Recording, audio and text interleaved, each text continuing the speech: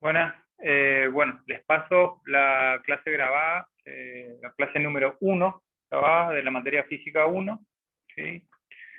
En donde vamos a desarrollar un poco conceptos de la historia de la física. Bueno, la historia de la física abarca los esfuerzos realizados por las personas que han tratado de entender el porqué de la naturaleza y los fenómenos que en ella se observan. El paso de las estaciones, el movimiento de los cuerpos, también de los astros, los fenómenos climáticos, las propiedades de los materiales, etc. Las primeras explicaciones aparecieron en la antigüedad y se basaban en consideraciones puramente filosóficas, sin verificarse experimentalmente. Entonces, algunas interpretaciones falsas, como la hecha por Ptolomeo en su famoso Almagesto, que decía que la Tierra está en el centro del universo y alrededor de ella giran los astros. Eso perduró durante mucho tiempo. Bien, vamos a ver un poquito de este temario, ¿sí? El primer punto que dice diferencias de la física elemental. ¿Sí? Antes que nada, señalarles que si están trabajando en la compu, con el documento que está en el aula virtual, va a aparecer una manito en algunos nombres, ¿sí? Y esto está vinculado, ¿sí? A una biografía o a información que está en internet, ¿sí? Como para ir a profundizar la lectura. ¿Sí? Bien. Entonces, en 1687, Newton publica Los principios matemáticos de la naturaleza, ¿sí? Una obra en la que se describen las leyes clásicas de la dinámica, conocidas como las leyes de Newton y la ley de gravitación universal de Newton. El primer grupo de leyes permitía explicar la dinámica de los cuerpos y hacer predicciones del movimiento y equilibrio de estos. La segunda ley permitía demostrar que las leyes de Kepler del movimiento de los planetas y la gravedad terrestre, ¿sí? Y las englobaba bajo el nombre de gravedad universal. En esta época se puso de manifiesto uno de los principios básicos de la física, es decir, las leyes de la física son las mismas en cualquier punto del universo. El desarrollo de Newton y Leibniz del cálculo infinitesimal proporcionó las herramientas matemáticas para el desarrollo de la física como ciencia capaz de realizar predicciones. En esta época desarrollaron sus trabajos físicos personas como Robert Hooke y Christian Huygens, estudiando las propiedades básicas de la materia y de la luz. Luego los científicos ingleses William Burroughs y Charles Demiano profundizaron el estudio de las causas de las leyes de Newton, ¿sí? Es decir, de la gravedad. Bueno, ¿cómo viene la física en los siglos XVI y XVII?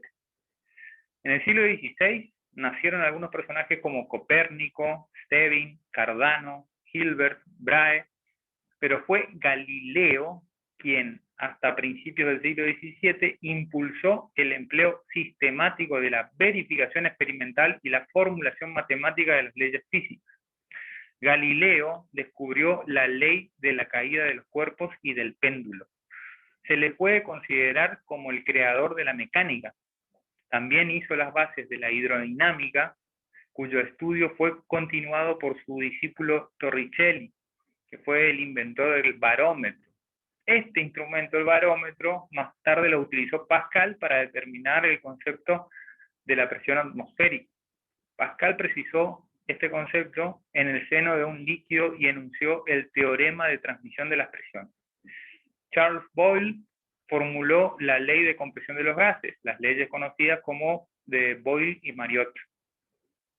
En óptica, René Descartes estableció que la ley de la refracción de la luz, ¿sí? Es decir, formuló una teoría del arco iris y estudió los espejos esféricos y las lentes. Fermat enunció el principio de la óptica geométrica, que lleva su nombre, y Huygens, a quien también se le deben importantes contribuciones a la mecánica, descubrió la polarización de la luz en oposición a Newton, para quien la luz era una radiación corpuscular, ¿sí? Entonces Huygens propuso la teoría ondulatoria de la luz.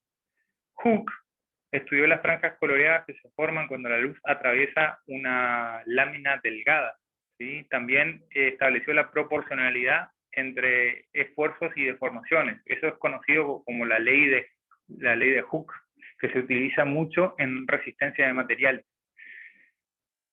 A finales del siglo XVII, la física comienza a influir en el desarrollo tecnológico, permitiendo a su vez un avance más rápido de la propia física. El desarrollo instrumental, telescopios, microscopios y otros instrumentos, y el desarrollo de experimentos cada vez más sofisticados, permitieron obtener grandes éxitos como la medida de la masa de la Tierra en el experimento. También aparecen las primeras sociedades científicas como la Royal Society en Londres en 1660 y la Academia de Ciencias de París en 1666.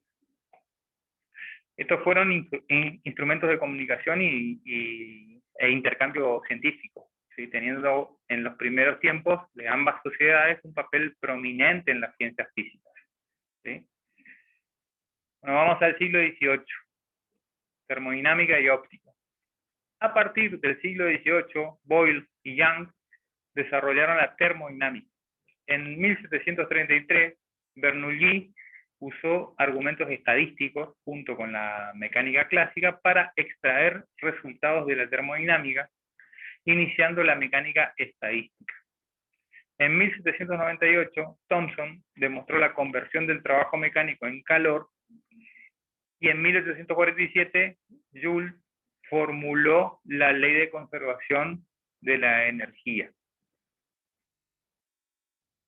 En el campo de la óptica, el siglo XVIII comenzó con la teoría corpuscular de la luz, expuesta por Newton en su famosa obra Óptica.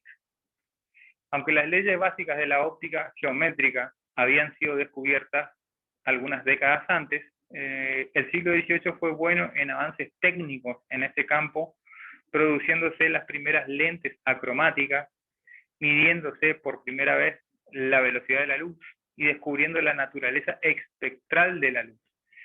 El siglo concluyó con el célebre experimento de Young, ¿sí?, de 1801, en el que se ponía de manifiesto la interferencia de la luz, demostrando la naturaleza ondulatoria de esta. Tengan cuidado con las fechas, porque me parece que acá hay algunas fechas por verificar, digamos, porque estamos hablando de 1847 y esto es del siglo XIX, nada más. La investigación física de la primera mitad del siglo XIX estuvo dominada por el estudio de los fenómenos de la electricidad y el magnetismo. Coulomb, Luigi Galvani, Faraday, Ohm y muchos otros físicos famosos estudiaron los fenómenos dispares y contraintuitivos que se asocian a este campo. En 1855, Maxwell unificó las leyes conocidas sobre el comportamiento de la electricidad y el magnetismo en una sola teoría, con un marco matemático común, mostrando la naturaleza unida del electromagnetismo.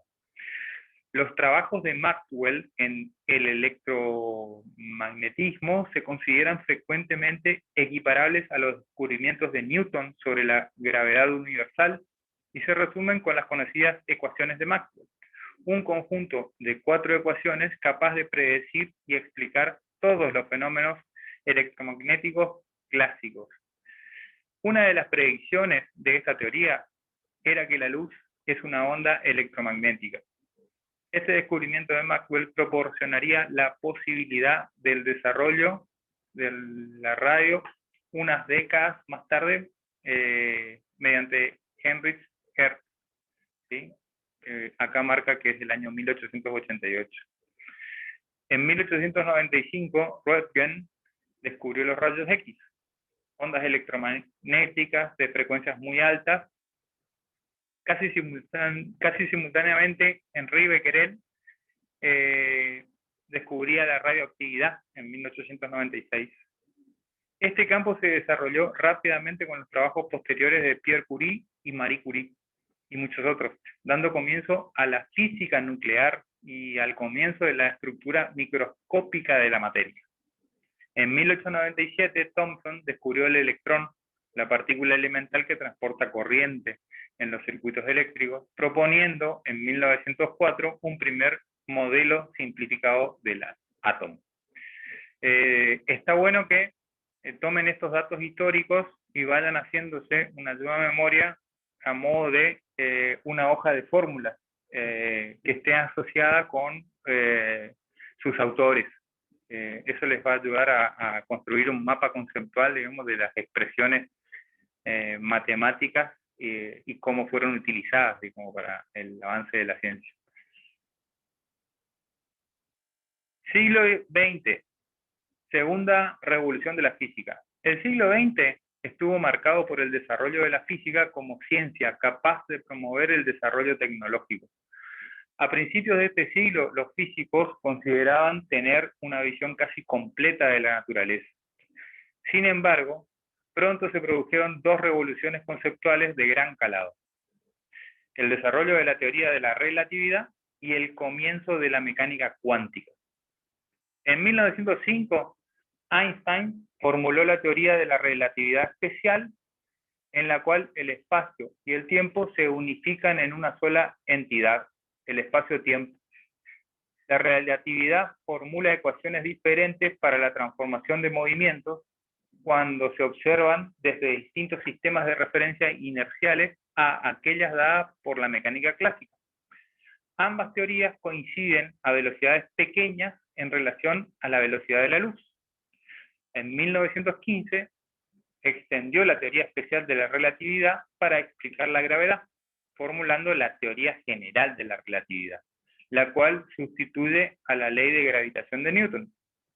En 1911, Rutherford dedujo la existencia de un núcleo atómico cargado positivamente a partir de experiencias de dispersión de partículas. A los componentes de carga positiva de este núcleo se les llamó protones. Los neutrones, que también forman parte del núcleo pero no poseen carga eléctrica, los descubrió Chadwick en 1932. En los experimentos, en los primeros años del siglo XX, Planck, Einstein, Bohr y otros desarrollaron la teoría cuántica a fin de explicar resultados experimentales anómalos sobre la radiación de los cuerpos. En esta teoría, los niveles posibles de energía pasan a ser discretos. En 1925, Heisenberg y en 1926, Schrödinger y Dirac formularon la mecánica cuántica, en la cual explican las teorías cuánticas precedentes. En la mecánica cuántica, los resultados de las medidas físicas son probabilísticos.